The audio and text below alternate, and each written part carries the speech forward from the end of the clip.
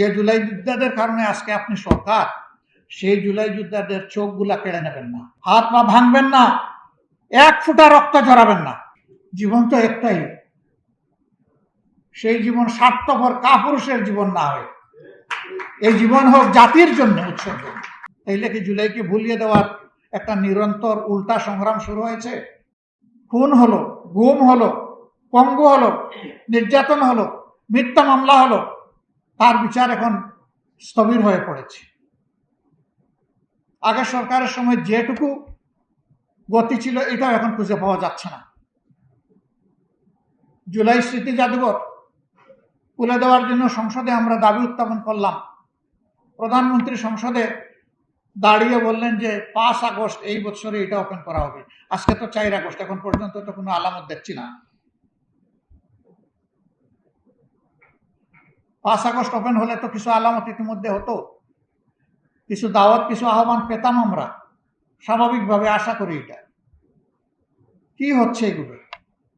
তাইলে কি জুলাইকে ভুলিয়ে দেওয়ার একটা নিরন্তর উল্টা সংগ্রাম শুরু হয়েছে? যদি সেই রকম কোনো সংগ্রাম হয়ে থাকে, আমরা মহান আল্লাহর উপর ভরসা করে বলছি, দেশবাসীকে সাথে নিয়ে এই সমস্ত কিছু ইনশাআল্লাহ তছনছ করে দেওয়া হবে। কি জীবন তো একটাই, সেই জীবন স্বার্থপর কাপুরুষের জীবন না হয়, এই জীবন হোক জাতির জন্য উৎসর্গ। এখানে কোনো বৃদ্ধ আর যৌবনের কোনো ব্যাপার নাই, এই ইস্যুতে একাকার ইনশাআল্লাহ। এই ইস্যু ভুলিয়ে দেওয়ার জন্য আমাদেরকে অনেক লোক টোপ প্রস্তাব বিভিন্ন কিছু দেওয়া হচ্ছে। আমাদের সোজা সাপটা কথা, জনগণ যে রায় দিয়েছে এইটাই মানতে হবে, আমাদের আলাদা কোনো রায় নাই। এর বাইরে আমরা যাব না, যাওয়ার কোনো সুযোগ নাই। আমরা জাতির সাথে বিশ্বাসঘাতকতা করতে চাই না, কেউ করে করুক, আমরা করব না। আমার শেষ অনুরোধ সরকারের প্রতি, মেহরবানি করে জুলাই যোদ্ধাদের গায়ে হাত দেবেন না। যে জুলাই যোদ্ধাদের কারণে আজকে আপনি সরকার, সেই জুলাই যোদ্ধাদের চোখগুলা কেড়ে নেবেন না, হাত পা ভাঙবেন না, এক ফোঁটা রক্ত ঝরাবেন না। যদি ঝরান, এটি হবে অবশ্যই চরম নিমক হারামি হবে। যাদের রক্ত, সাহসিকতা, সংগ্রাম, ত্যাগ আজকে বাংলাদেশকে এই পর্যায়ে এনে দিয়েছে, এটা ভুলবেন না, ভোলার চেষ্টা করবেন না।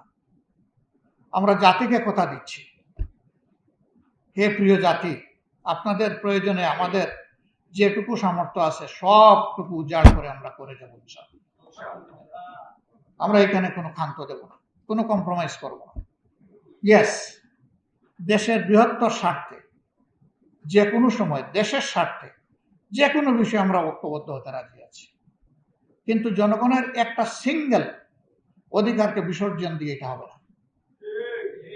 কোনো আধিপত্যবাদের কাছে মাথা নত করব না ইনশাআল্লাহ। এ মাথা সমুন্নত থাকবে, সেটা দরকার হয় ফাঁসির তক্তায় যাব, আয়না করে যাব, আল্লাহ যেটা নির্ধারণ করেছেন সেখানে যাব। আমাদের এক ছোট ভাই বলেছে, ওরে জিজ্ঞেস করা হয়েছে যে যদি আঘাত আসে কি করবেন, কয় হয় জেলে যাব, না হয় কবরে যাব। আমি বললাম তৃতীয় আর একটা বলো নাই কেন? বলা উচিত ছিল জেলে যাব, অথবা আয়না করে যাব, অথবা কবরে যাব।